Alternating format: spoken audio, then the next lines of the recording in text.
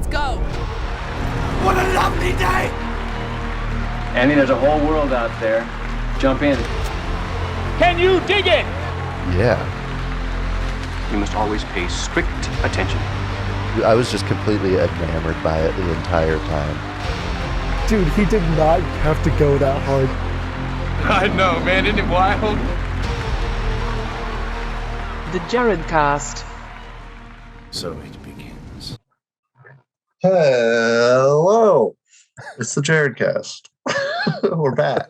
We're back with more Breaking Bad. Season 3, baby. We're milking this thing for all we got. we're kicking this dead horse. I'm excited though. I've said it before and I'll say it again. Every season of this show gets better. So this being the third one, it's better. It's better than the last one. So hopefully this episode is too. I'm excited. With me, as per usual, is the beautiful Jared. How you doing? How you doing? I'm good. I finished this season a while ago, and I'm already deep into season 4 because I finally reached that point where I think I'm like addicted to the show. Yeah, so, it's the TV version of math. Yeah, man. Yeah, it's good. I'm latching onto a bunch of characters that I didn't like before, but now I like them, and it's dope. It's dope, and I'm excited to get into more of it. It's August 9th. The movie came out on August 6th, and I've seen Suicide Squad twice now. So you have a problem. It's just been a great week. Hell yeah, dude. Happy for you. Yeah, you were craving some more Gus and wanted some redemption for Marie's lackluster writing. And so we'll see how your feelings on those characters. We'll see how you feel on every characters. We got new ones. We got some old ones coming back hot. Yeah. I'm excited to get into it. But before we do, we've got a very special top 5.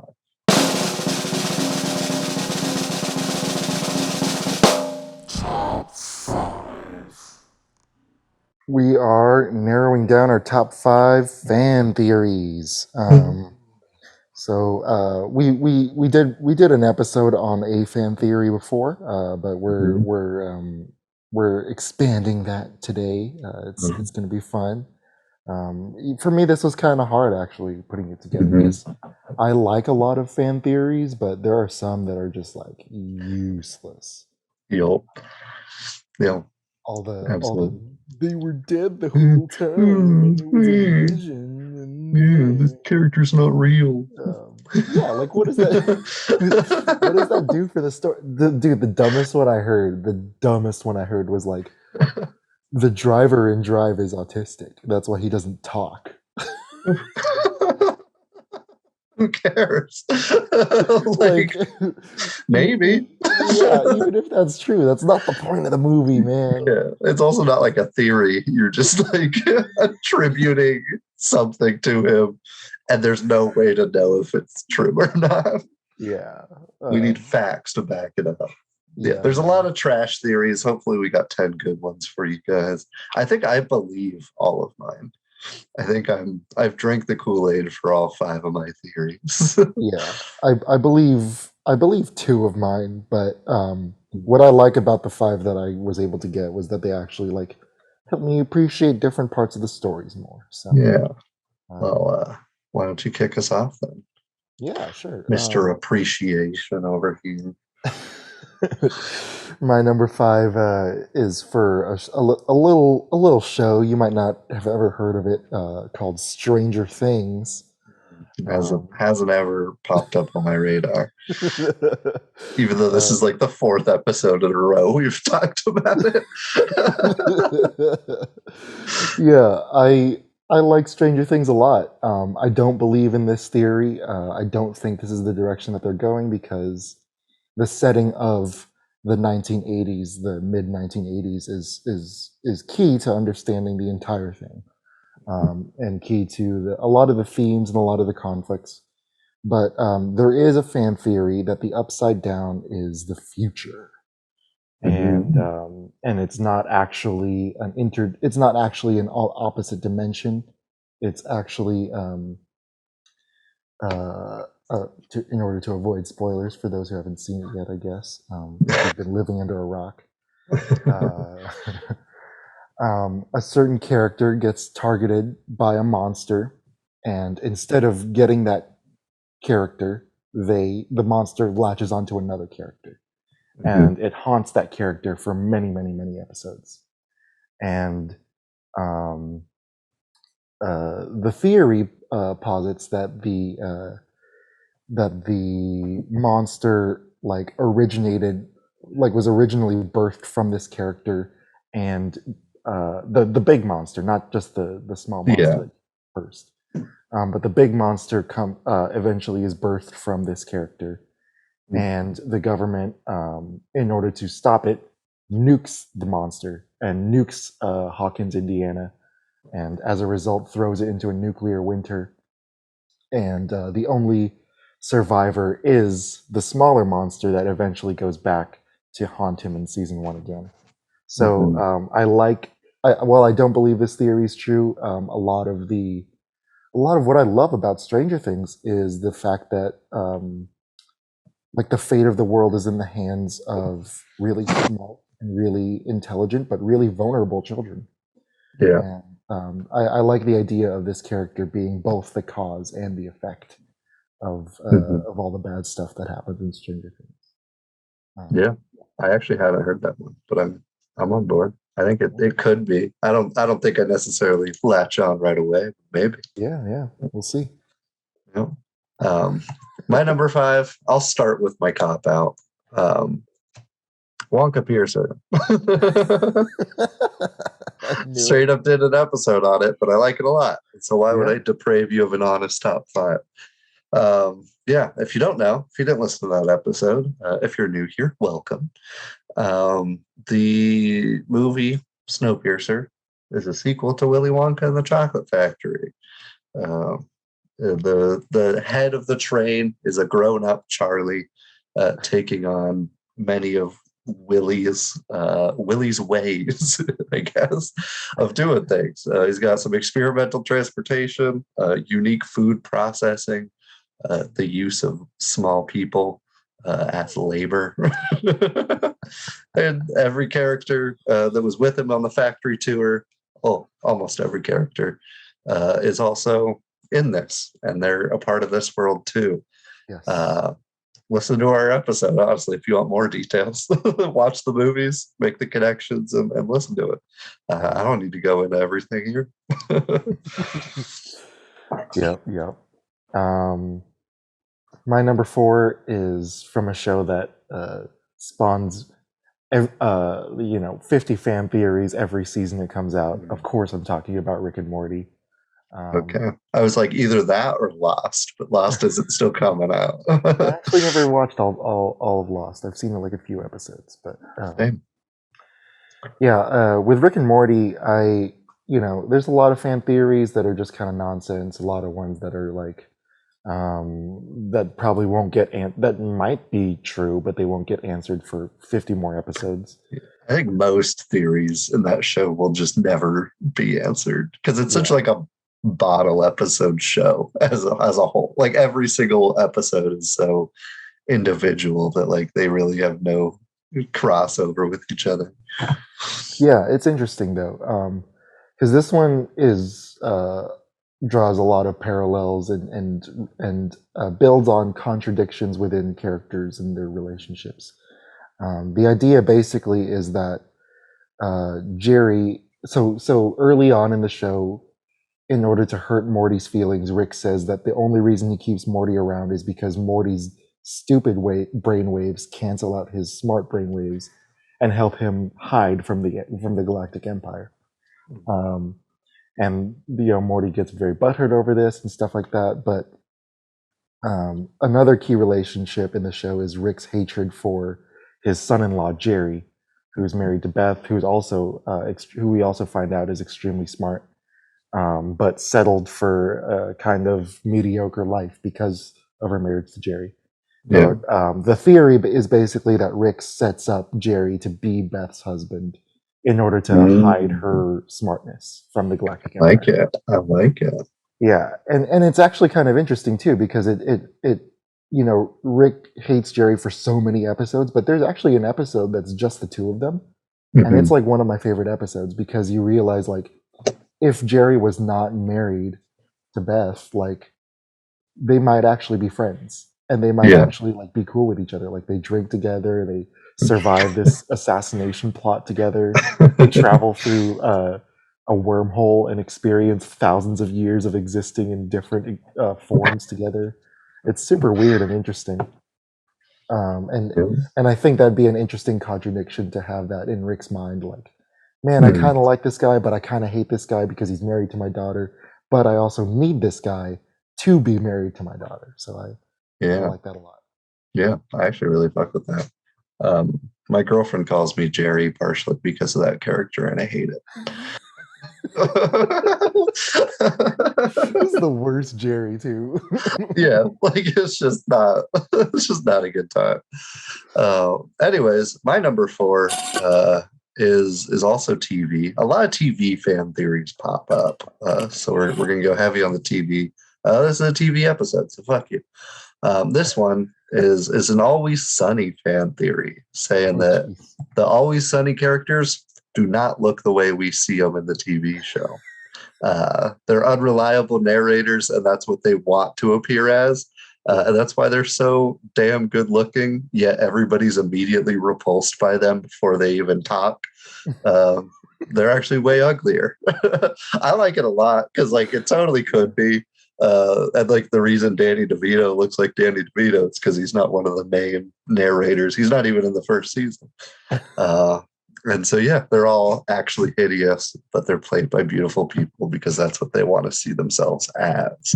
Yeah, I love it. I ran into this theory actually, but I didn't include it because I'm not as deep of an Always Sunny fan. I definitely should be, but I've only seen like 10 episodes. Yeah. My number 3 is the most like mainstream theory, I guess. It's from the movie Toy Story 2. The theory is basically that Andy's mother is actually Jesse's first kid, Emily. They reveal in a flashback that the reason why Jesse in Toy Story 2, the reason why Jesse doesn't want to be a kid's toy anymore is because her first owner gave her up and left her in a donation box in the middle of nowhere, and so this trauma has stuck with her for decades. And there's a line in Toy Story 1 where Andy's mom says, "I'm sorry, honey, you know toys don't last forever." It's kind of a throwaway line, but I think it's interesting, and I think it's like a kind of a sweet little redemption for Jessie to find, after being rejected by her first owner, to find a special home in Andy after the fact, and I just think it's like a sweet little thing, and also kind of sad too. Yeah, I mean it's kind of a wholesome-ish almost theory. I actually, little fun fact about me. I'm dropping fun facts after all your theories for some reason. I've never seen Toy Story 4 still. Ooh. It's surprisingly good. That's what I hear. For some reason I've never gotten around to it, and it's not a movie that I would like just watch alone for no reason. I don't know, but yeah, never seen them. Yeah. But I'm into your theory. Mine is also my number 3 is a huge cliche one, I guess. It's another popular one, but that Nemo is an imaginary device for Marlin to come to terms with his wife's death. Pixar's. Yeah, we were shitting on this character's not real, but I like this a lot. He even kind of follows the stages of grief pretty closely, and he's kind of psychotic. You can tell he's just not mentally okay the entire movie, and this is kind of just a cool way to think about it. Also, in Latin, Nemo means no one, which kind of helped spur this theory. Mm. I like that. I like that a Yeah. lot. Yeah. How do they explain Gil though? I don't know. I didn't read too deep into it. I don't remember all the details. This was one that I heard like years ago, and I was like, "What was Okay. that fucking Finding Nemo theory again?" Yeah. And now I'm here. That's awesome. That's an awesome way to Yeah. talk about Marlin's journey. Mm. But my number two is also like not super cliche, but it's from a cliche movie to talk about between two film bros. Of course, I'm talking about Inception. Like Inception or Pulp Fiction? Which one? Which one are we going? His soul is in the case. I that was the first one I was like not going to talk about that one. Yeah, same. Yeah, so with Inception, with the ambiguous ending, with the top spinning, several people have tried to guess what happens and stuff like that, and whether or not he's in the dream or in reality. And then Christopher Nolan said, like, it doesn't matter because he's finally moved on from the life that he lived before, and he's also like moved on from the death of his wife and from that trauma, and he's ready to face his children again after forgiving himself for her death and for his role in her death. But I some fans like to suggest that there's an even more concrete answer as to whether or not Cobb is in the dream world or in reality, and that is that Cobb lies about his totem. Cobb lies. Cobb says that the top is it was his wife's totem, and tells everybody that that's the totem that he uses now. But his real totem, according to the fans, is his wedding ring. So when he's in the dream world, he always has his wedding ring on, and when he's outside the dream world, he always has his wedding ring off. And so in the final frame, or in his final frame, you can see that he's no longer wearing his wedding ring, and he's actually in reality. Yeah, this was one I heard pretty shortly after I saw it, and I subscribed immediately, and I still do. So I'm team wedding ring. Yeah. My number two. My number two is that the Flintstones and the Jetsons live in the same time period, and that the rich haves have made their dwellings in outer space and up in the clouds above the wasteland that is where the Flintstones live. And so that's why like the Flintstones reference Christmas, which just wouldn't exist at that time. Like it was before Jesus. And there's a bunch of other stuff like that. The Jetsons even like kind of half comment. They're like, oh, we don't go to the below cloud people at some point. They visit each other. And so they live in the same time period. Nice.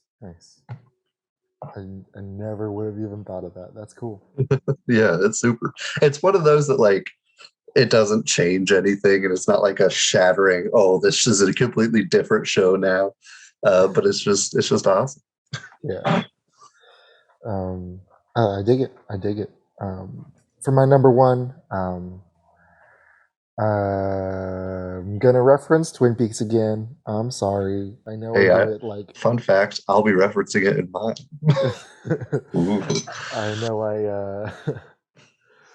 I know I talk about Lynch-related stuff in every episode, but I got to do it again. This theory comes from, or this, I guess, analysis and interpretation, posed as a theory, is from Twin Perfect on YouTube. He suggests that the entire show, from seasons 1 through 3, and including Fire Walk with Me, is actually a metafiction that describes David Lynch's search for balance between dark and light in his own life and in his own art. I'm not entirely sure if I agree with this, but I do appreciate the effort. He put out a 5-hour video building his case, and then another 90-minute video explaining two incredibly marginal characters in season 3. that like that further build his case. I haven't seen the whole thing, but I kind of went through the ones that because Twin Peaks season 3 is not for the faint of heart. It's very, very hard to not hard to watch, but like you won't know what's going on when you're watching it. And so it takes a lot of rewatching. And so I kind of went through the parts that I didn't understand and like listen to him talk about those. And he has a good he builds a good case, and it's interesting. I'm not sure if I buy into it. I gotta watch it again all the way through to figure that out. The way I've kind of looked at Twin Peaks is just like a really is just like as a fictional battle between light and dark and good and evil. So but I never thought to make it into a metafiction or to make it out to be a metafiction. So I got to do some digging before I agree with this guy. But I appreciate the effort. Yeah. Nice. I have seen maybe one episode of Twin Peaks, and so I'm gonna have to take your word for it. Yeah. Or his word for it. My final one does not directly. Well, I guess it actually does directly involve Twin Peaks and 415 other TV shows. Because this one's actually pretty much confirmed too. It's just you get a little crazy with it. So back in the day, there was a hospital drama called Saint Elsewhere. Yes. And the end of it was it zoomed out on a snowy hospital, and it turned out that the hospital was in a snow globe. Character's child named Tommy was holding the snow globe, staring at it, and the doctor was like, "I wonder what he's thinking about." And so implying that the whole show took place in this character's mind, and it was all made up, and then the show ends. It's a cool ending. It was unique for its time. Blues people's dick off. But it extends further because if that show is in Tommy's mind, those characters pop up in a lot of other shows. And so that means, in theory, those connections also mean that it was in Tommy's mind because that character exists solely in his mind. And so because of that, there are 416 shows in his head, including Twin Peaks, Breaking Bad, Better Call Saul, Community, Walking Dead, Fresh Prince, Knight Rider, Seinfeld, X-Files, 24, so many shows. I wrote down an example for Doctor Who on how far they just connect and trickle down. Wow. So Don Westfall, the father of Tommy Westfall, who's in his mind, and two other doctors from the show visit Sam Malone's bar at Cheers, which means Cheers is in the universe. Cheers introduced Frasier, so Frasier's in the universe. John Hemingway of the John Larroquette show once called into Frasier's talk show on that show. So John Larroquette is in Frasier, which is in Cheers, which is in this show. John Larroquette show once mentioned Yo-Yo Dine, the manufacturing client, the law firm Wolfram and Hart. Wolfram and Hart had another client, Wayland and Yutani, that made weapons on the display screen for Firefly. And Wayland Yutani's ship from Firefly is seen in the BBC series Red Dwarf, which also depicted the TARDIS from Doctor Who. And so almost every TV show exists in the mind of this boy because of that. Wow. I can use this kid's work ethic. Like, yeah. There's some cigarettes that are in the X-Files that connect so many fucking shows, like Beverly Hills 90210, Buffy, Malcolm in the Middle, and that's also the connection to Breaking Bad. Is they're in The Walking Dead, and then The Walking Dead has blue meth from Breaking Bad, and so Breaking Bad is also a part of this universe. But it makes sense. Like if one character solely exists here, why would they be showing up if that's not in the same mind of this child? Oh man. Yeah. That's good. That's really good. Yeah. Wow. Speaking of Breaking Bad. Hell of a segue. Yeah, there's a lot of Breaking Bad theories. Like it's a prequel to Walking Dead because of that blue meth, and the blue meth Oh, okay. started the zombie outbreak. Interesting. Yeah, which probably not. Right. Uh, Yeah. but nonetheless, we're here for season 3 of Breaking Bad.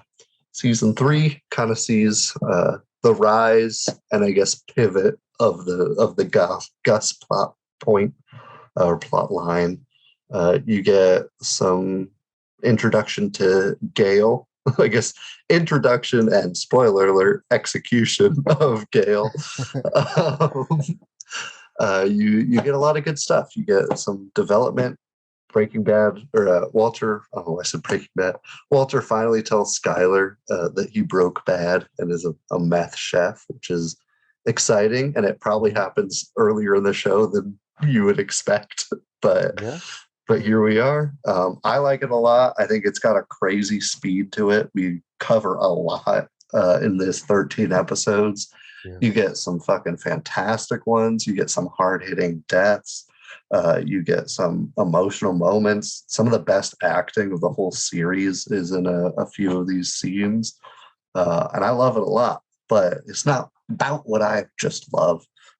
Jared gets half the opinion of this show too. I know he's real picky about Breaking Bad and has hated almost every season so far. But what were your general thoughts and takeaways? My general takeaways. I love how deep they go into the theme of like masculinity in Walt and Hank and Jesse. I love. Oh, I'll get into more of that later. I love the kind of corporate versus individual conflict. You know, Walt has worked so hard to get out from under the thumb of the big, uh, you know, the not corporate, yeah, the corporate overlords and stuff, and tried to be his own man and be the outlaw, and then he finds himself under Gus, and it starts all over again, and I love it. I think the cinematography also took a big step forward, and so I was very pleased. You know, from the first few scenes on, like it's like okay, cool, like they actually got some money for the cameras. Like this is interesting. I think style wise, I like it a lot. It's not as much like fun as the other ones, but it's still got. But like Jared said, like the pace is so fast. I think a lot of the good comedy moments are great in Saul, who we get to see more of this season. I also love seeing Jesse's contradictions all the way through this season. The thing that I guess my main critique of the whole thing is the yellow filter in the desert. I think it's you know, I understand why they do it. I understand like they want to say like this is a whole different world. Yeah, the weird like Mexico doesn't look like a place. Yeah, That tendency tacky. that Americans have. Yeah, I don't know why they do that. Like they did the same thing for that movie that for almost every American movie that takes place in India, they do that. The shots are so nicely directed that I don't mind too much. Yeah, But when they go to the Tuco's cousins, you know, I don't know, it's kind of weird, you know, yeah, like it is because it's just too much. yeah, and like I get yellow means danger, but at the same time, it's like I don't care, man. Like, Yeah. like they're cool looking, they're badass, they're intimidating, but you know, it's super like all of that is undercut by this cliche that poor nations look yellow for some Yeah, reason. which is a weird thing. And it's weird that it happens so much. Like, who just decided anytime Mexico is on screen, it's going to just look like you're in an apocalyptic smoke fest? Yeah, it was a bit of a bummer, but you know what? Like it wasn't You know, like I said, it like the scenes are cool enough that like I'm into it. Mhm. I don't fault the season too much. I gave it overall a 9.1. Mhm. Yeah, So I think I forgot to give my score 9.4. We've that's gone not up 1 point every season. bad. Yeah. Well, season 4 I love so far, so like it'll Mhm. probably jump up a couple points. Yeah. Um, do we have a bad review? Oh, fuck. How did I forget to do a bad review? What the fuck? How, how does that slip my mind? It literally has never slipped my mind before. That's okay. It's Yeah, okay. How we doing? we're good. I found one. It's not hard. And this was a real recent one too, so that's Nice. helpful. Um, yeah, I read some of it. I have it's a long one, and so prepare. All right, let's But look, it's another didn't forget about this at all segment of Jared reads poorly written reviews of TV shows this time that we watch because it's funny and it makes him laugh and stuff. Cool.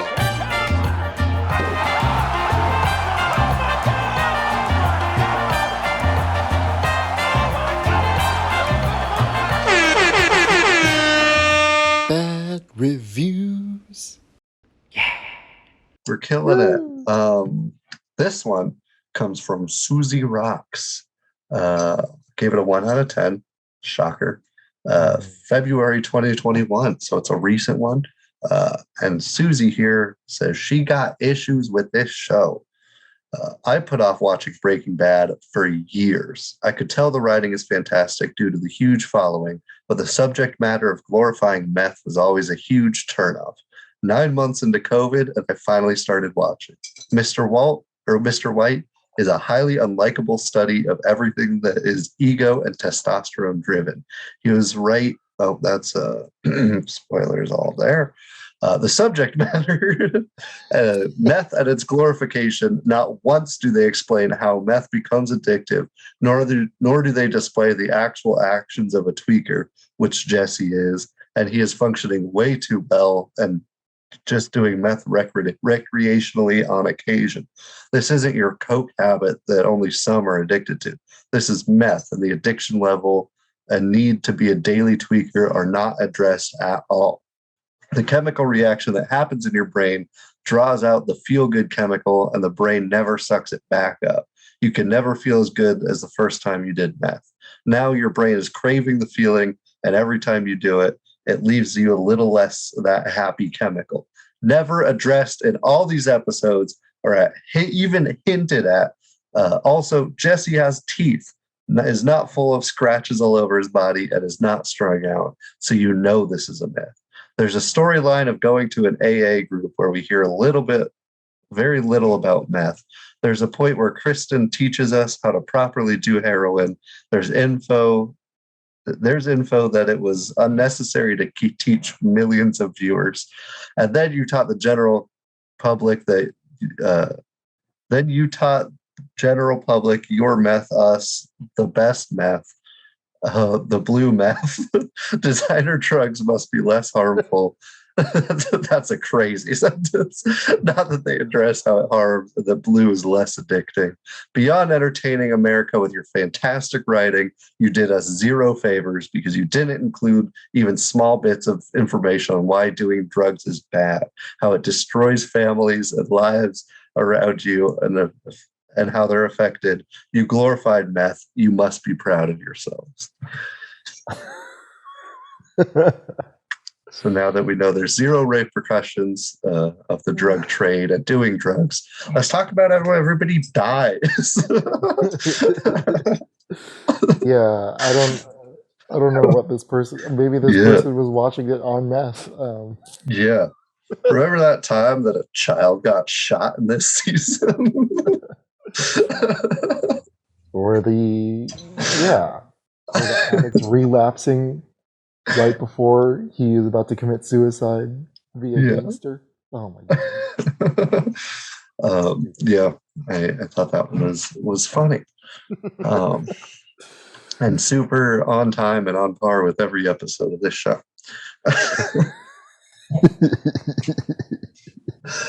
Oh, yeah, my brain has been fried this week.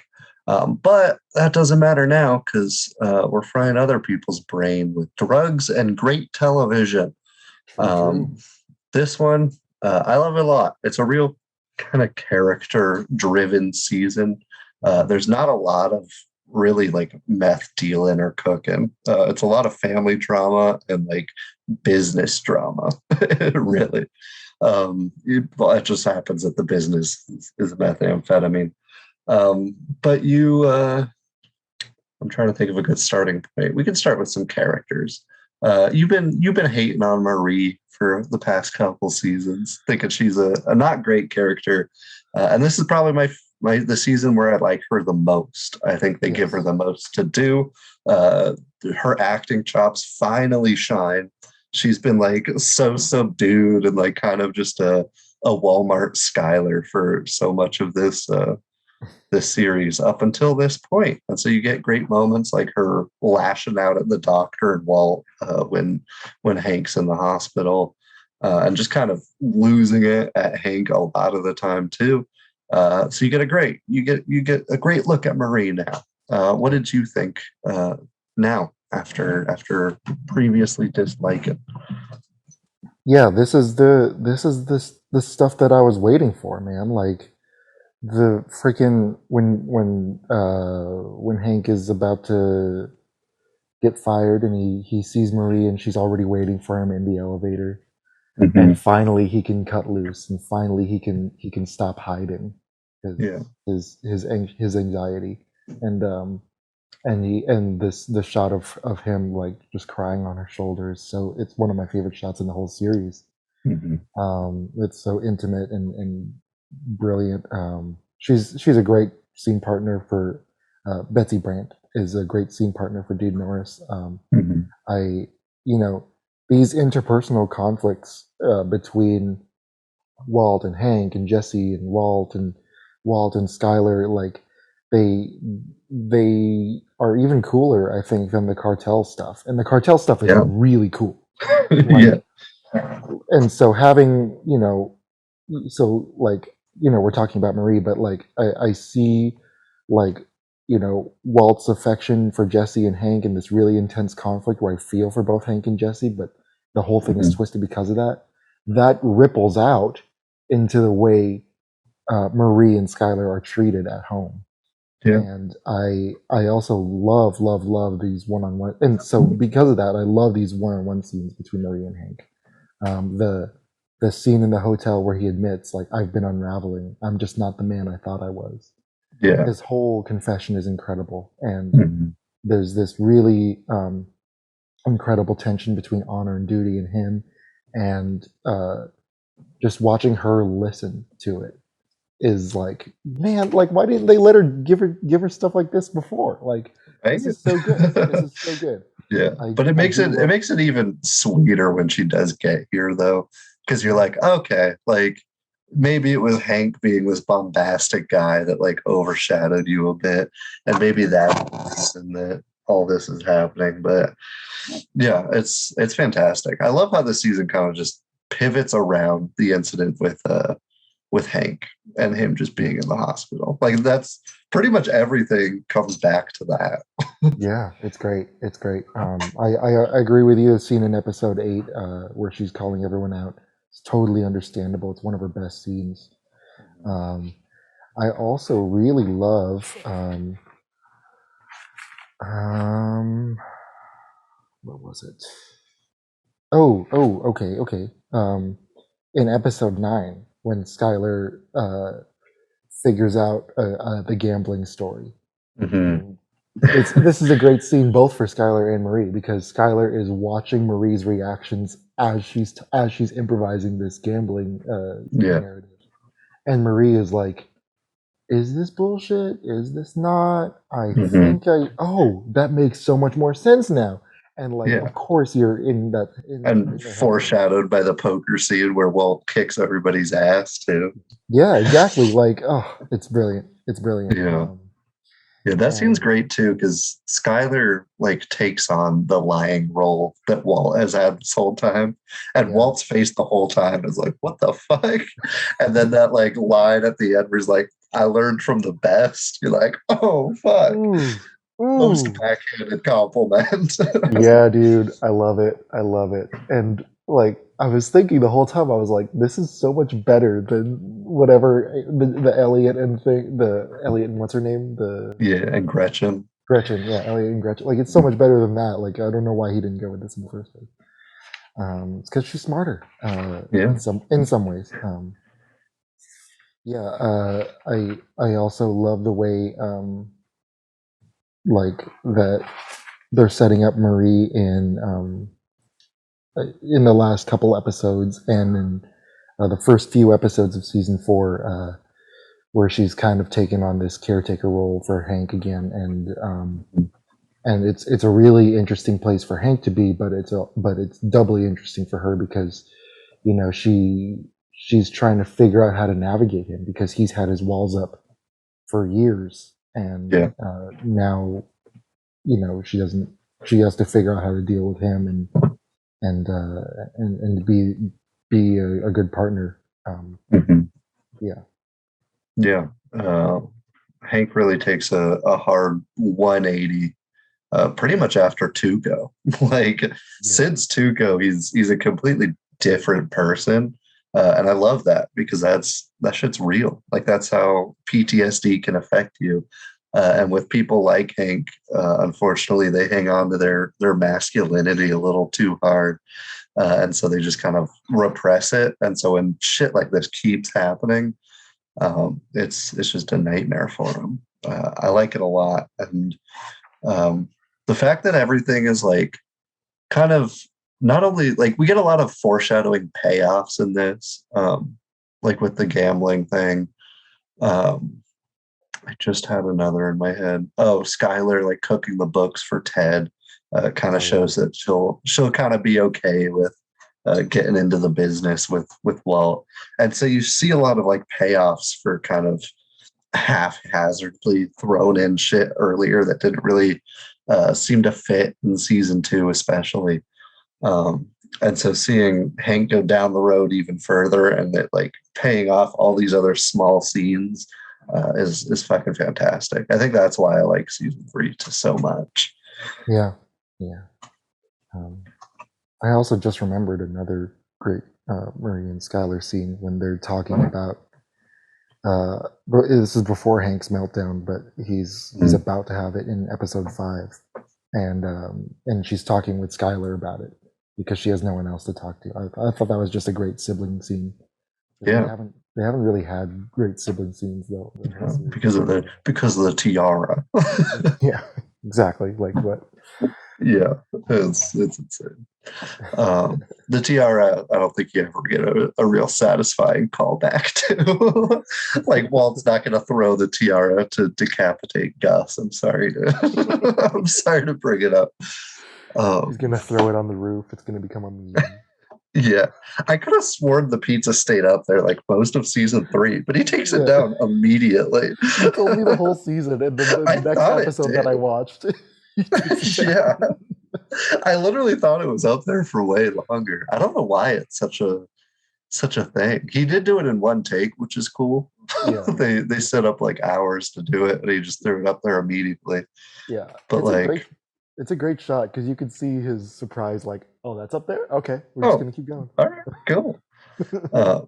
Yeah, but I don't get the hype behind it either now. Now that I've rewatched it and I've taken a step back from the weird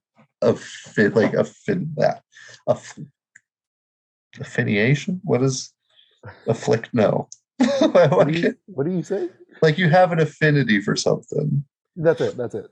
Yeah. Yeah, but is there like another word where it's like you have a, I don't know. I don't have an affinity for it anymore. No, that's totally fair. I think it's because it became like a famous GIF or GIF. I think that's kind of how it took off. But I don't know why. Yeah, either It's many crazy. better, so many better moments in the whole thing. Absolutely. Yeah, you we can bounce around to some other characters too, because you wanted to see more of Gus. You've heard Gus get hyped up a lot. I kind of see him as the better Walter. Like he's just kind of better at his job than Walter. Yeah. And I think he's a bit of a psychopath. You see how kind of conniving he is, and how he's really just a puppet master. But he's so fucking good at it. So what do you think about the direction they took Gus? Was it what you kind of expected, or?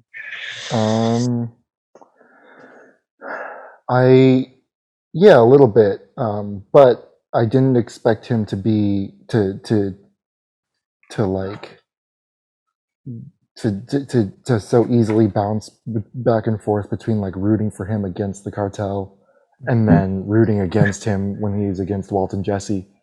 You know, I think the best is yet to come for Gus still.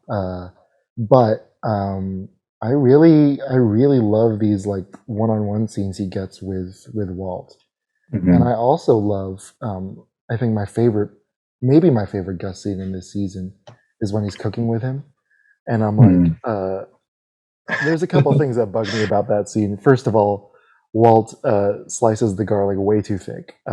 Yeah, he even says thin, and it's not at all thin. I'm like, come on, dude, you're a chemist, you should know. Yeah.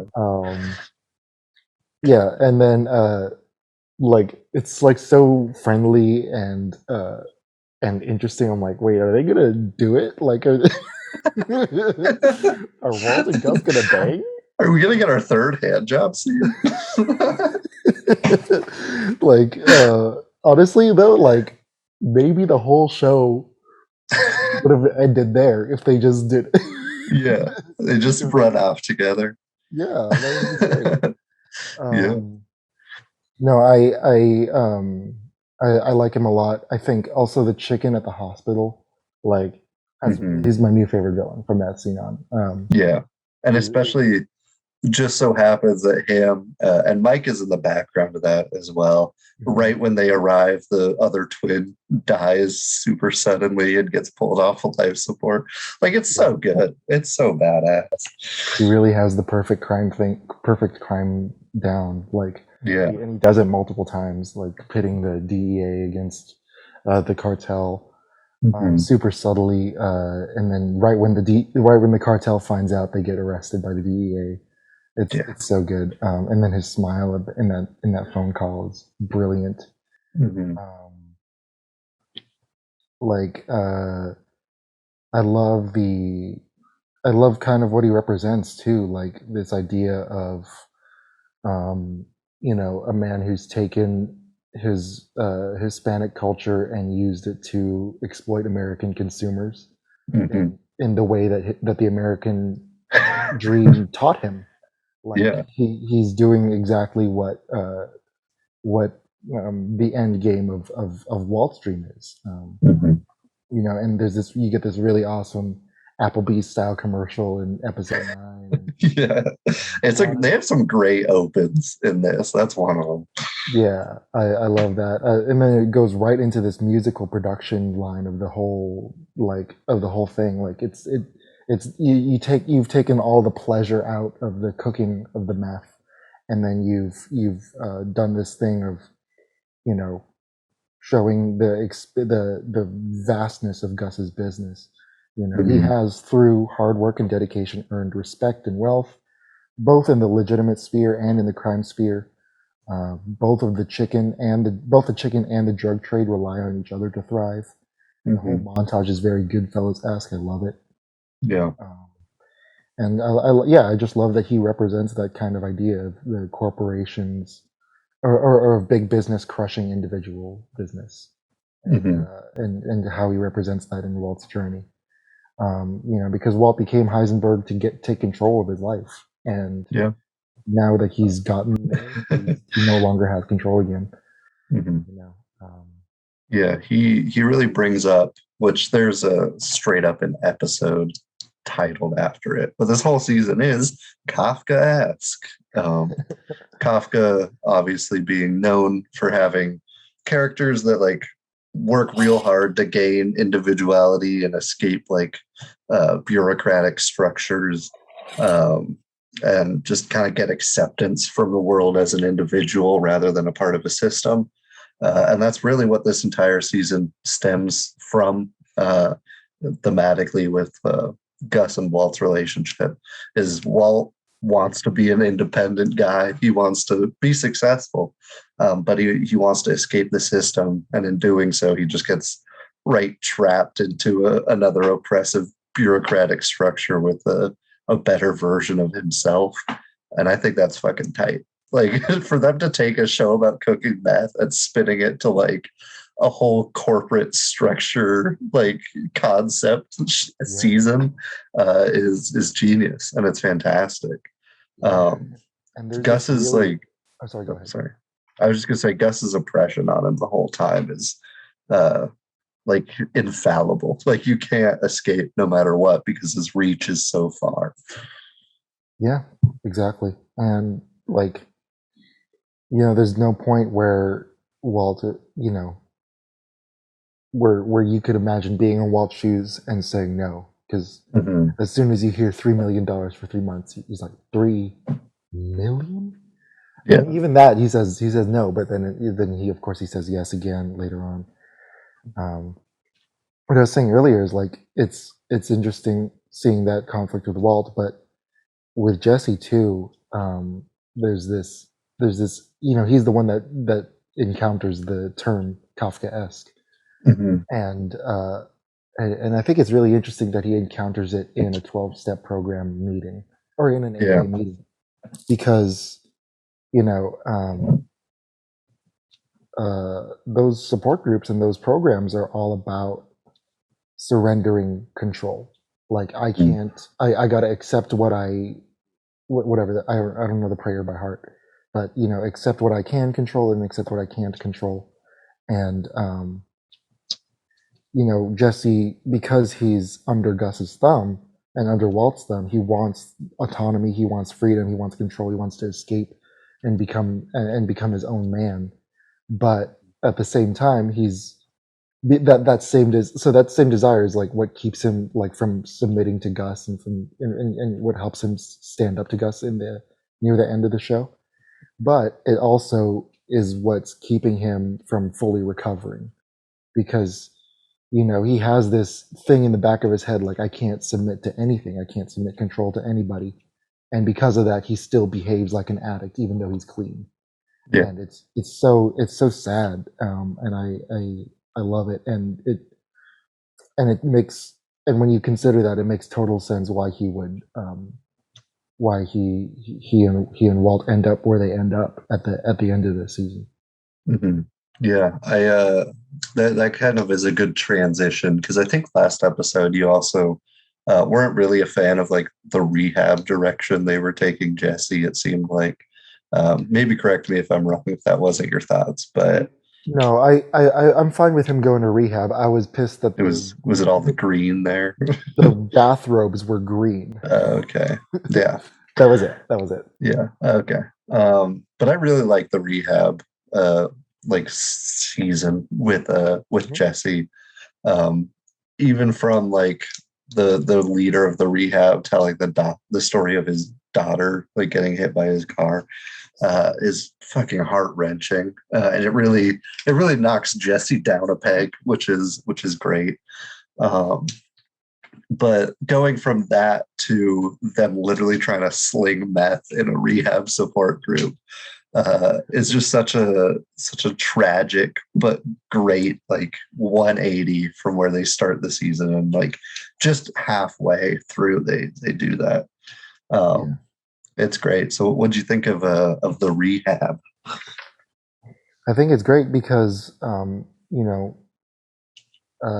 said earlier about loving the contradictions with Jesse, because he says at the very beginning of the episode, I've learned self-acceptance. He's like, what's that? He's like, I'm the bad guy. And so this whole season, he keeps trying to be the bad guy. and he ends up going back on himself because he's like, oh no, I can't do this because there's a kid involved. Oh Yeah. no, I can't do this because what's her name, Andrea. I can't sell to Andrea because I like her and because she has a kid. Like, of course, I'm Yeah. not going to sell her the blue stuff. And he saw how how getting a girlfriend addicted to drugs again goes. Yeah, exactly. He learns his lesson, and then at the same time, but then later on, he realizes, I can't do. He says, when they're thinking about killing Gale, he's like, I can't do it. Like, he realizes, like, I can't just be the bad guy. I can't just flip that switch in my head.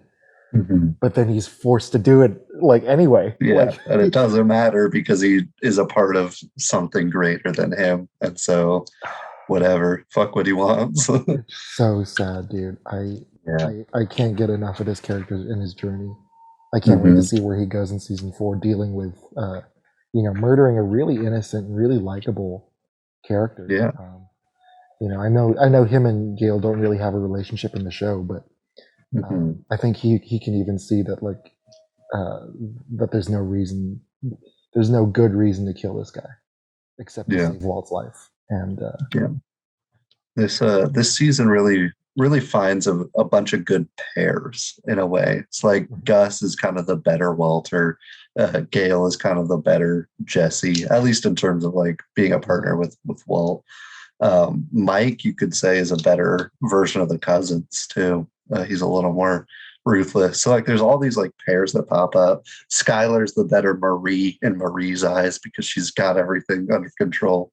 So you get so many like interpersonal dynamics. Like even though Jesse and Gale are in like 2 scenes together, one where Jesse doesn't even acknowledge his existence and one where he ends his existence.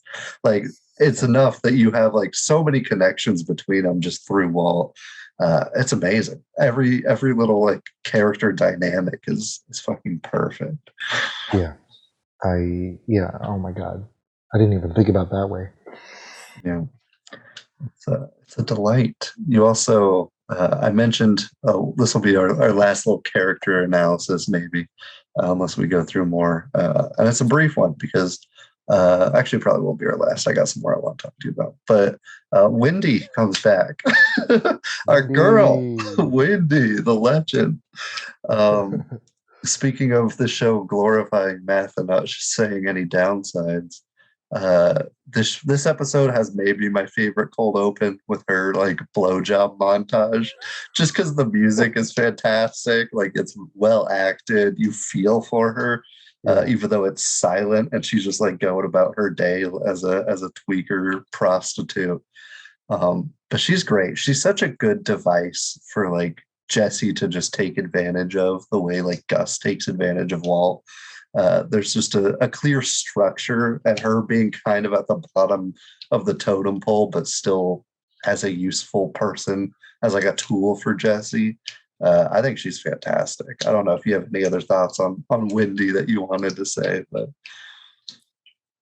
yeah, just exactly what you said. And I want to add that the writers do a good job of showing that Wendy is sick. She's not stupid. So when Jesse confronts her with this plan to assassinate her dealers, she knows better. Yeah, she's like, I don't think this is a good idea. Yeah, and you feel really, really bad when she says yes because you understand, like, oh, she's only saying yes to get the next high. Yeah, because she's like, oh, I don't know if I want to do this. Like, can I have another bump? And he's like, you'll get it after. And you're like, zero other reasons that she would be doing this. Yeah, and it's also like it's one of these. It's a great sign to show like, Jesse crossing a line that he'd never really crossed before. Yeah, he crosses a lot of lines in this. Yeah, and like getting his friend to murder someone, and then also on top of that, like, he's not just dealing drugs anymore. He's not just cooking drugs anymore. He's pushing it. He's pushing it on addicts. Yeah, and non-addicts. Like even the chick at the gas station who's like, "Oh, I smoked pot like once." Oh my god, I was so mad at him, dude. I almost Yeah. threw my freaking PlayStation controller at the screen. I was like, oh my god. Yeah, and she's Yeah. like crying. Oh, Him pushing it on Drea, him pushing it to like people in rehab. Like Jesse's a fucking villain in this season. yeah. But he's such like a likable guy, and you see enough of like a goodness in him and like who he could be that you still like unrelentingly root for him. Yeah, it's great. Yeah, that's fantastic. And I agree that that's the best cold open in the season. Yeah. What do you think of Andrea? Because a lot of people really like her.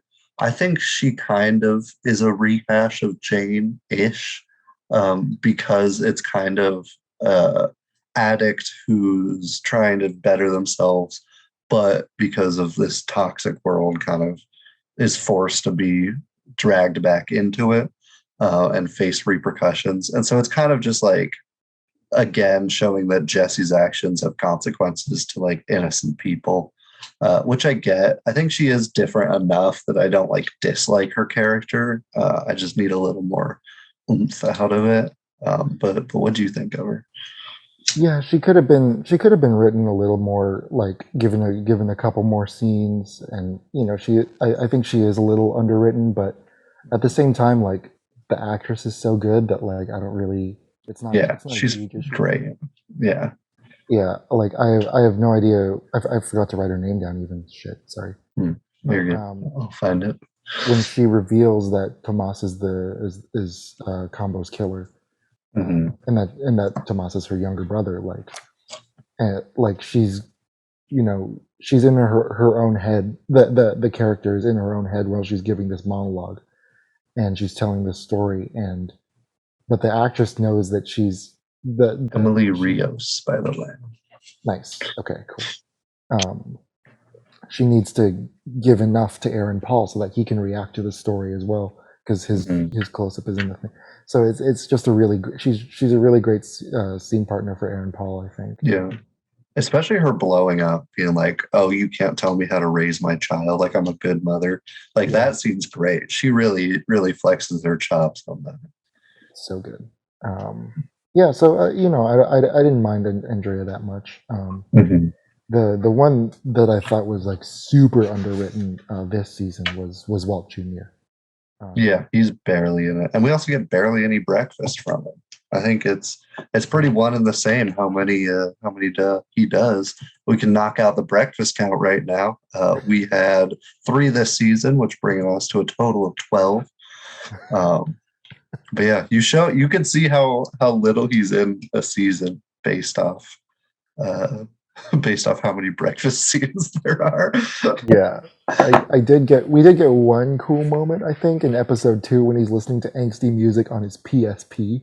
Yeah, that is a vibe. That is a vibe that you can't. That's that time, man. That's that time.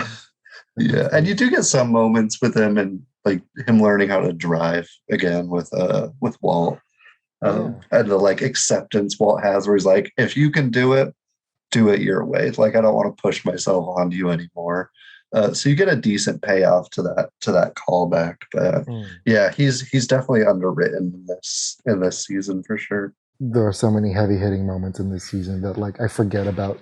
A lot of my critiques, even though there are a lot, even though I wrote down a lot, like they're not that bad, like especially considering Fly, especially considering Half Measures, and how great those episodes are. Like it's fine. Yeah, like when a show's biggest like problem is that a character you love isn't in it enough, like you're doing something right.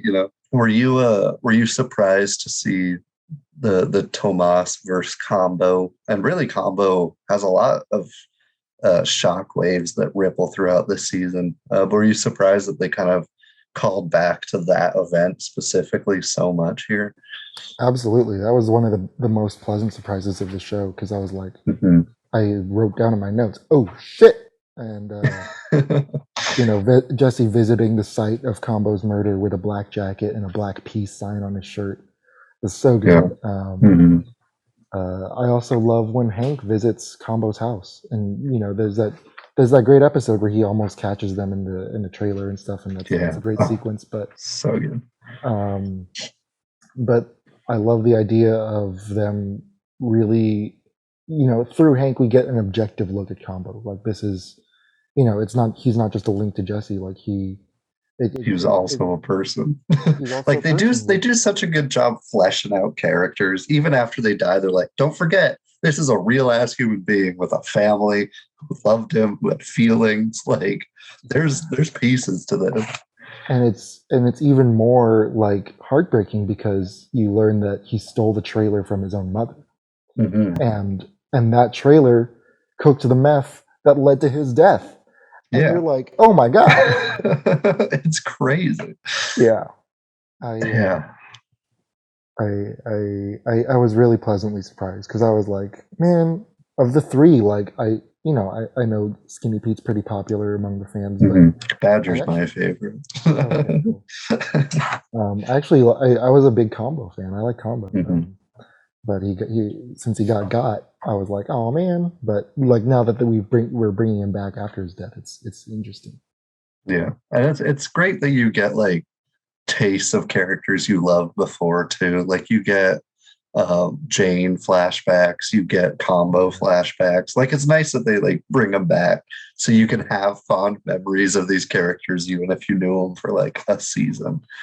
Was Jane's flashback again? Was it the cigarette? Yeah, and like going to the museum, okay, talking about the paintings and stuff. It's great. Sober Jane was a treasure. She's fantastic. You do also see the outcome of that plane crash that season 2 ends on. Kind of Walt using it as an excuse for having broken windshield. You find out what happens to Jane's dad, Mark, who kills himself as heard over the radio. And yeah, so you see a little bit of the fallout, but the season moves so fast that it's like 2 episodes, and then you're like, okay, we're here now, Super Lab. And so I don't know. I kind of wish they like hit it home. The assembly scene is pretty good, and I think it does it justice. Having like that, this is a huge event that like doesn't happen, and Walt trying to justify it to himself, knowing he's at fault, being like, oh, this happens like all the time. It's fine. It's really not a big deal.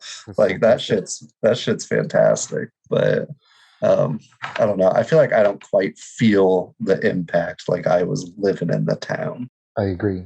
I do like that the solidarity ribbons are blue and the meth is blue. Mm-hmm. But other than that, I agree. I think because we see it from Walt's perspective that it's not so impactful. Yeah, that's true. I think having the really graphic death of Jane as the catalyst for this thing, I think kind of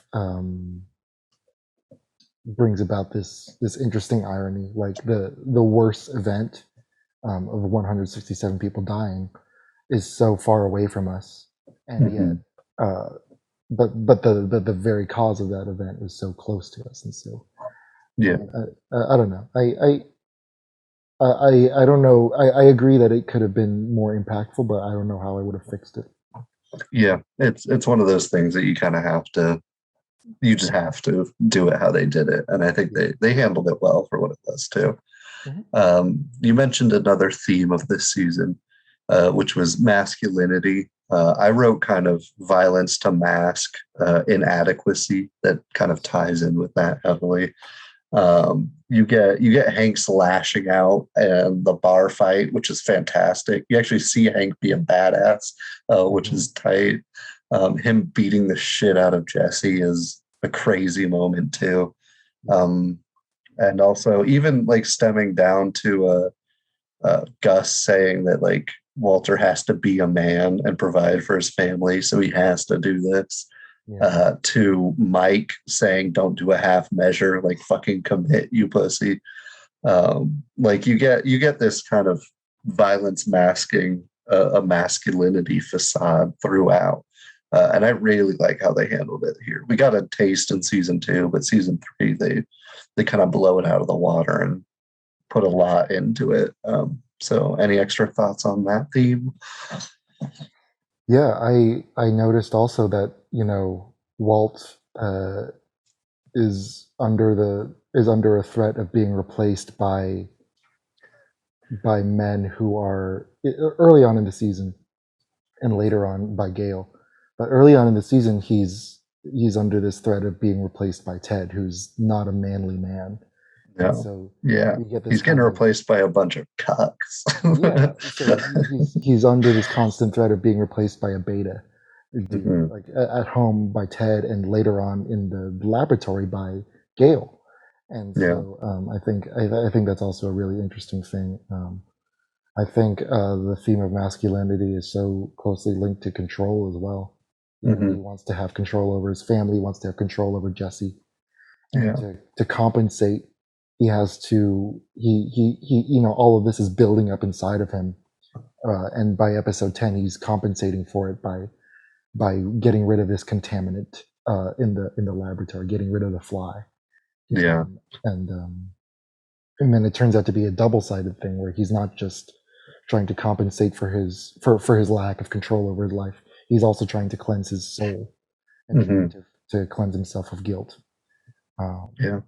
It's I like that they're able to address all these different themes and stuff, but like do it in a way that feels very linear and feels very like natural for a male character to go through this kind of thing, a male person to feel these kinds of feelings in these extraordinary situations. Yeah. And you touched on the last theme that I had, which were just contaminants and his desire to remove them, whether it's Gale contaminating his sanctum, even though they have great chemistry, like they get along great. They would have worked together great if Walt had not been so attached to Jesse. But also Ted, he has a violent outburst toward him that Mike has to solve. Mike's just the problem solver this season. I fucking love it. I love Mike. And then obviously the fly, which I guess we could get into the controversial, the obligatory controversial Rian Johnson piece, which is the fly. Rian or Ryan? I have no idea. I've always said Rian, but I don't know. It's probably right. Either way, Mr. Johnson directed the 10th episode, I think, which is Fly, and a lot of people hate it. A lot of people think it's the worst, and then almost an equal number of people think it's the best in the entire series.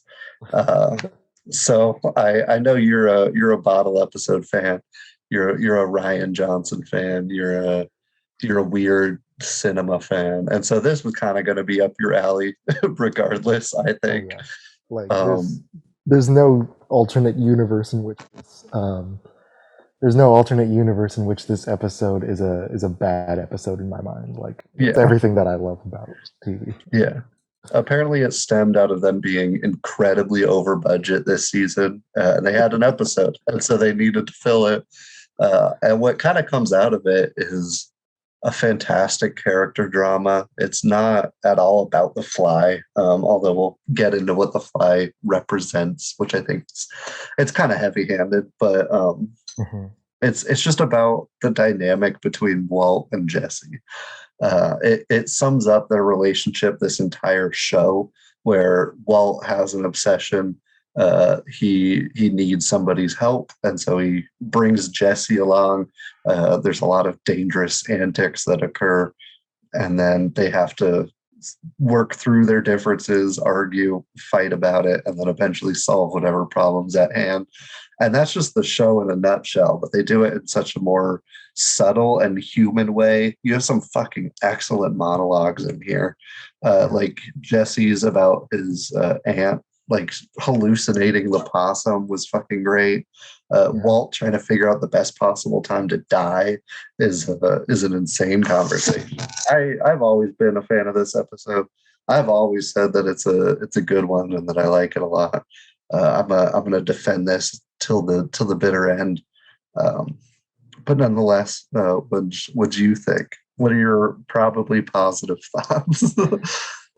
From the first jump cut with the alarm clock, I was like, okay, they're putting effort into this one. Yeah, they're like, we're gonna make this one stand out. Yeah, some of my favorite quotes are from this episode. Like you said, I've lived too long. Mhm. Yeah, What an insane thing to say for a cancer survivor, man. Mhm. Especially like Jesse being like, "Oh, you want to die?" He's like, "No, I just lived too long." Like there was a perfect expiration point, and I've passed it. Ooh. I like when even in the beginning when Jesse's talking about like possibly getting an assistant in the lab. Mhm. He's like, it's my favorite bitch line. He's like, "Yo, Gatorade me, bitch." Yeah. I love that. I love the fun little slapstick that starts out in the beginning. Even just the way it's framed is so great. Good job. You also get good stunts too, with like Walter falling from the second floor, hitting the machine. Like it's out of nowhere and it's impactful. Like you feel that hit. It's so good. Even the camera movements from the fly's perspective are great. The sound is perfect. You always feel like the fly is gonna come around any corner. Yeah. It's like this really visually interesting color palette as well. They didn't just make a yellow filter. They actually use the lights in the show. They use they use the lights in the lab. They go from like a really like typical key lights in the laboratory, and then they end with these really nice neon blues. Yeah, and and you also get like a straight red light at one point, like when the power goes up. Yeah, so good. Yeah, the cause and effect. Like every attempt at a solution leads to a worse problem. Which also sums up the show pretty well. It's like, oh, we're gonna kill Tuco, and now we got Gus now. Yeah, exactly. Hitting Walt in the face with a fly swatter was perfect. It was perfect. That's exactly why I wanted this show. Like I want out of this show. I also really love Walt like almost confessing about Jane and the monologue where he's about to fall asleep and good callback to the cell phone confession too. Exactly, and like I think this episode kind of solidifies their friendship, even though they fight at the very end again. They, Jesse takes care of Walt. He makes sure that he falls asleep and that he gets in bed and tucks him in. Yeah. This is awesome. Yeah. It really turns from like a father-son relationship into like a friendship. And I think this is the episode that is really that turning point. Yeah. And I think the last line is like, "I won't be able to protect you." And he says, "Who's asking you to?" Yeah. And oh my God. And it's great. And then he ends the season. They end the season by protecting each other and saving each other's lives. And I talked a little bit about the fly being like Walt trying to cleanse his soul. Yeah. And he kind of gets to that point. As soon as he apologizes for Jane's death, Jesse swats the fly. But it still kind of lingers after. It's so good. There's another red light, and it's brilliant. I'm a big fan of bottle episodes. My favorite Community episode is the bottle episode that they talk about bottle episodes. Fuck it, I'm doing a bottle episode. It's great. It's fantastic, and this isn't the last you'll see of the fly symbol.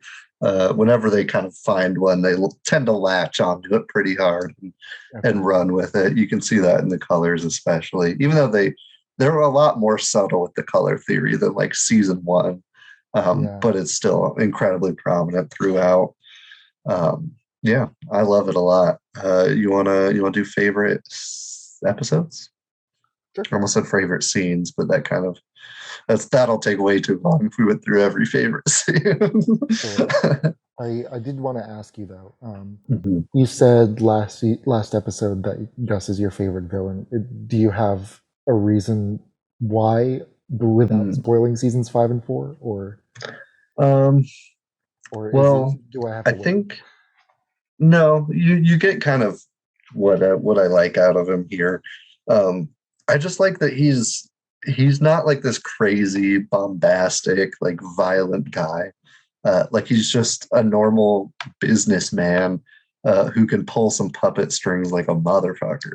And I feel like that's the real like horrifying thing about it is people like Gus who can make one phone call and turn like two incredibly deadly assassins off of what they were told to do by their boss and like go do exactly what he wants to do for this elaborate plan to like get the DEA and cartel against each other. Like it's fucking like he's just so manipulative that it's like genuinely horrifying on a level that like Tuco or Crazy Eight never reach. I also like that they take their time with it. So far, no drug lords have lasted more than a season. This guy started season 2 and he's into season 4 at least. Right. And so I like that he's like the most fleshed out of the villains as well. He's a pretty easy choice for a favorite villain, although there's an individual later who I think might be scarier to me, Right. but for different reasons. And I don't know, Gus is just a cool badass. Yeah. Even like the dinner scene you mentioned, like that is just a ploy to get Walter more loyal on his side, and it works. Like Walt defends Gus so much after that just because of a simple gesture, and so everything he does is so cold and calculated, and is for his benefit and his benefit only, and I like that a lot. Yeah, I agree. And then what did you think of the Salamanca twins or the cousins? I like them. I think they're super scary. I like their brief origin with one of them like having to save the Hector from drowning the other. Like that's That was cool as shit. That was a great scene. Yeah, they're just so like cold and scary too. I got a thing for silent villains like that where they just are they're very slasher-esque and not just because they use an axe, but like they're just slow moving but calculated and pretty much unstoppable. The scene of them with the like border crossing hayride is badass and insane. That explosion, like it's tacky that they're like walking away from an explosion. Like it's always going to be tacky, but like debris falling in front of them and like the telephoto they use on it makes it feel so close that like it still has an impact, even though it's the biggest action cliche you could. They're fucking crazy cool. I'm just laughing because you called it a hayride. Yeah, it is. Oh, the hayride from hell. Oh, man. Yeah. What are your thoughts on them? Do you like them? Do you hate them? What would you rate them? They're the best. They're the best. They're not the best, but I do like Who should they kill next? Even though they say less, I think they're a big step up from Tuco as a cartel villain. As cartel villains. Yeah. Because they show that Hector's power is even greater than that than what we've seen before. They also like have this really awesome kind of Hitchcockian sequence where they chase where they're about to kill Walt when he comes out of the shower, and like the lighting is super not chiaroscuro, but it's close. It's very noir and very old fashioned, but I love it. I also really love the how shiny the axe is. Like, yeah, it's always in perfect condition. Yeah, so like these guys think of nothing else other than killing. Yeah, and I love the parking lot gunfight. I think like first of all, this is what happens when you piss off Gus. Like, you're all gonna die, and then second of all, like it's just a great moment for Hank. Because as soon as he gets out, as soon as he gets like some sort of relief and release, he gets punished for it, and he gets punished for showing honor, in telling the truth about what happened with Jesse. like he gets punished for it by these two guys, these two mini Terminators, and I love them. I also love that, like, the scene of him like crawling outside of his bed with no legs, and the blood's like streaking on the floor. It's so cool. Yeah, no, it's super cool. I like even the subtleties of it, like him getting a mysterious phone call warning him that it's going to happen because Gus wants a shootout rather than a execution.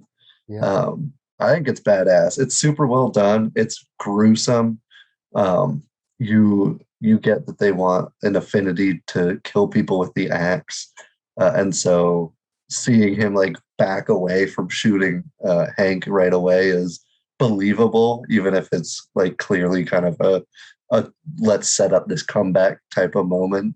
right. You still kind of buy into it, which is nice. Yeah, they're insane. The crawling on the floor is one of the scariest moments in the show because you don't even know he doesn't have legs and that he got them amputated until he's like whips himself off of the bed. Like it's intense as fuck. Yeah, yeah. It's a good little like horror moment in this show. Yeah, I think they're super cool. Ever since like the weird first open, I think it's the first episode where they're like crawling on the floor to the like death shrine. Like even that is weird and eye catching and interesting. Yeah. And so I like them a lot. I think they're pretty badass. We did get more Mike, and I've been hyping up Mike, so I am actually curious on your thoughts. And then we'll go to favorite scenes. But Mike, the family man, PI problem solver. I love him. I think he's great. I think he's Yeah. the cowboy that Walt wants to be, and Mhm. I think he's valuable for that. I thought he was Saul's partner, but I guess he works for Gus. So Yeah. So I he we'll yeah, he probably get works into for it later. Gus, but with Saul, like a bit. Okay. Like he works for both of them, but like Gus is like his boss. Okay. Interesting. Alrighty. Yeah, like I love him. I think the Mike heist is incredible. Mhm. Just him making it look so easy. I killed Yeah, 5 it's a John Wick ass fucking sequence. The hands raising to tell him where to point the gun is so cool too. It's such a creative idea. I love it. Yeah, and he's like, it's just another day at work for him. Like Yeah. the way he uses the balloons to cut the power. Mhm. It's amazing. And like and it's all there just to show that, like, you know, for that episode, for the last episode, Walt can't stop Mike. Like, Yeah, no way. there's no way you got to The line where outmaneuver. he's like, "Trust me, I could kill you from here. Like, just get your ass over here." Yeah, exactly. Like Walt needs to outsmart and needs to outmaneuver him in order to get past this guy. Mhm. And so I really enjoy him. I thought that he was like friends with Saul at first in season 2, but like when Saul's on the foot massage thing, which is always hilarious every time he comes up, um, you can see that he fears Mike, which is really cool. Yeah. Yeah, I really like it, and I like him. I'll get into another reason why I like him when we talked about our favorite episodes. All right. But Why yeah. don't we just jump into it then? Okay, To yeah. keep the ball rolling. Yeah, I think it's probably a tie between 12 and 10, half measures and fly. Mhm. I do love episode 11, but the yellow beanie in the museum pisses me off so much.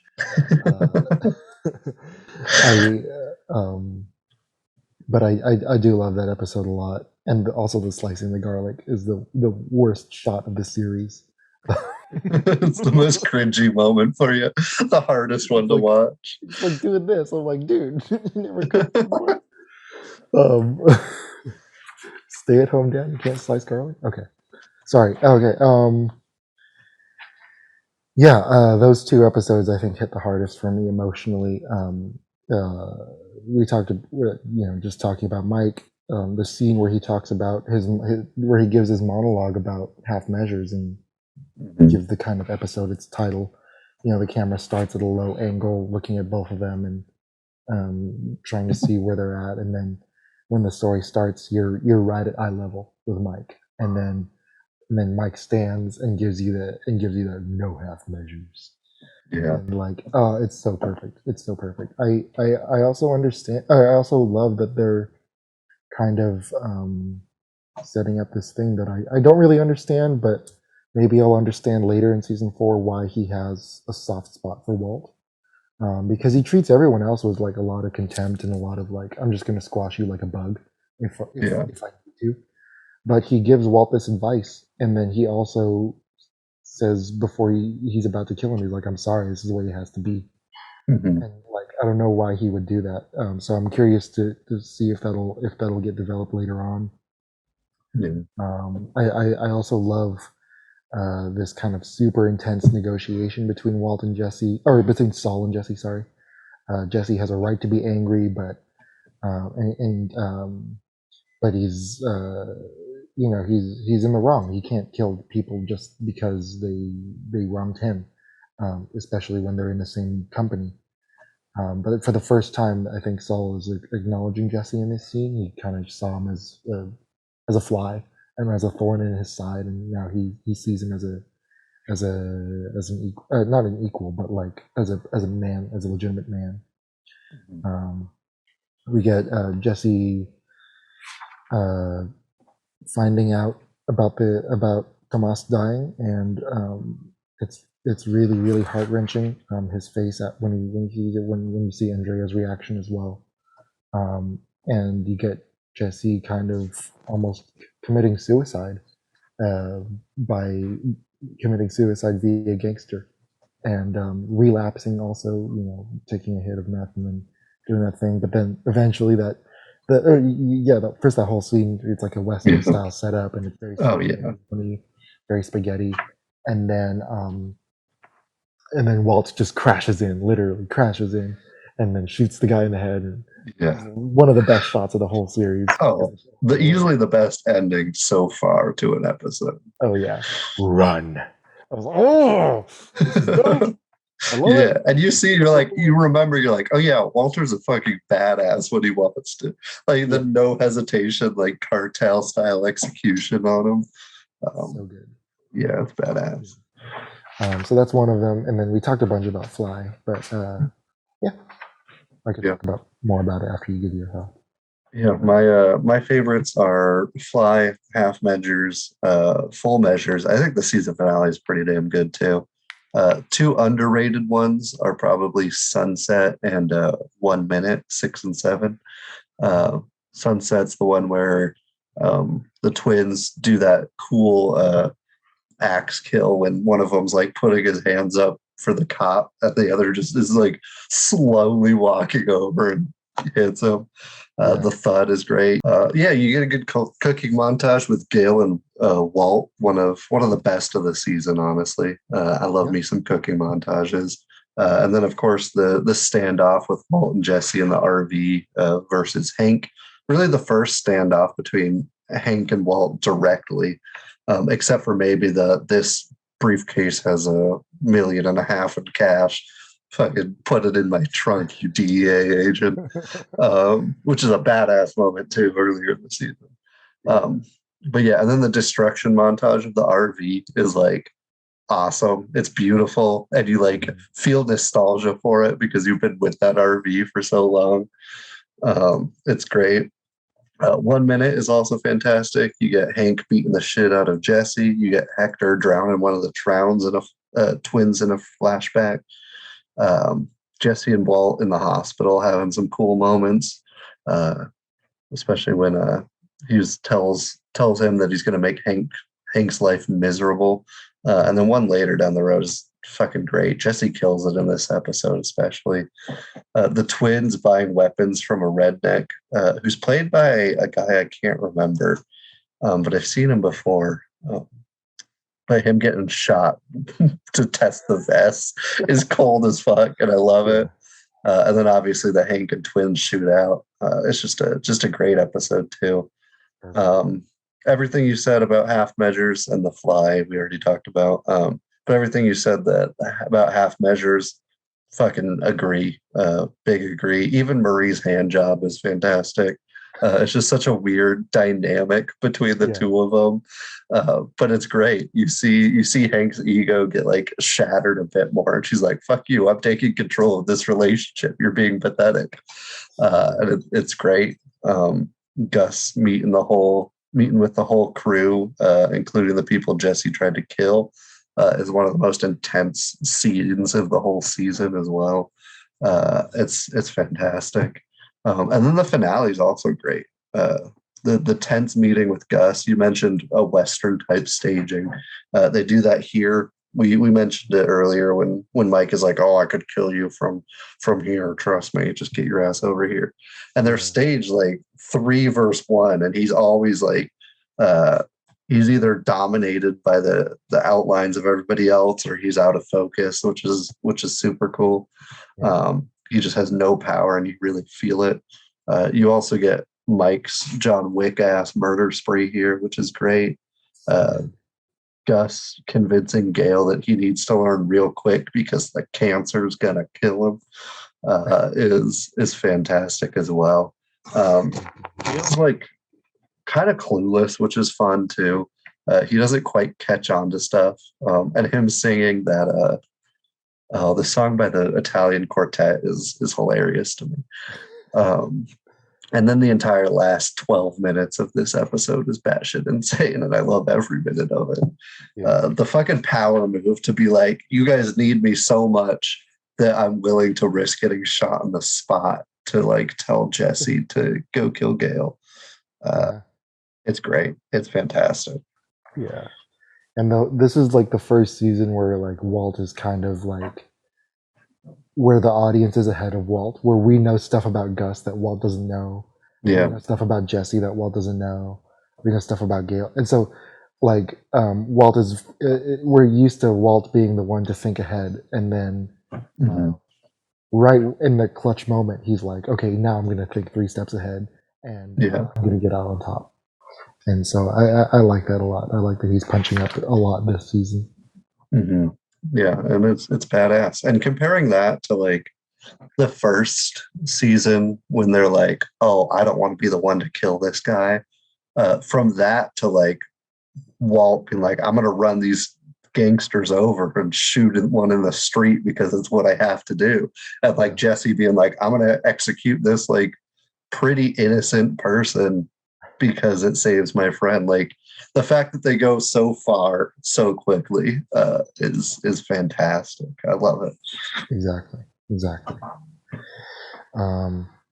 Yeah, I also loved episode 6 and 7. My very close second Jesse line this season was, "This is my own private domicile and I will not be harassed." And then the bitch that comes out is so throaty and like desperate, and like I don't even want to copy it because it's so perfect. It's great. And like having Walt like whisper plans to Jesse, and that is great. And even the like parking lot, he's just like this libertarian who's like, "Fuck you, I'm not like gonna help your dumbass break some laws." It's fantastic. Yeah, I hope they, at least for season 4 and 5, like I hope they kind of I hope they adjust the formula that they've been following of like having Walt and Jesse be apart for 5 episodes and then come together in the halfway point under a lot of stress. I do love it every time they do it because it feels earned, but I hope that for variation's sake it gets a little bit better. Yeah, I'm trying to remember, but I can't, and so we'll see. I'm sure 4 and 5 blend together a lot because those often get cited as either 4 is the best or 5 is the best. So I'm looking forward to it. I think 5 is the best and 4 is a close second for me.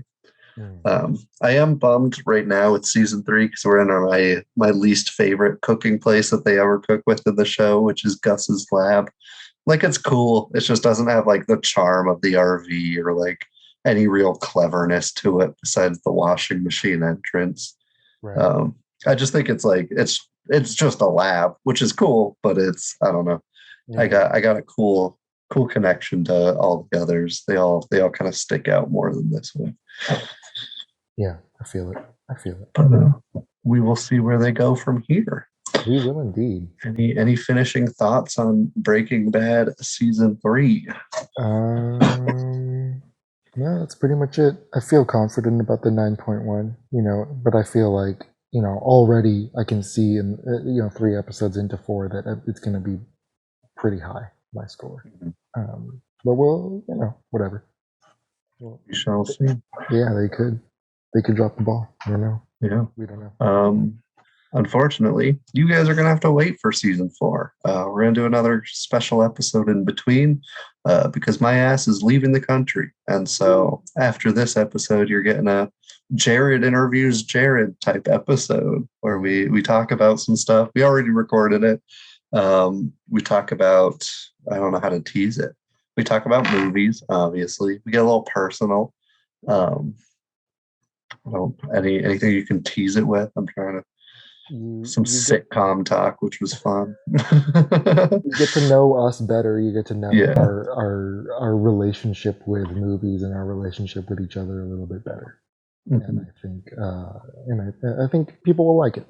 Yeah, and we finally kiss, so stay tuned.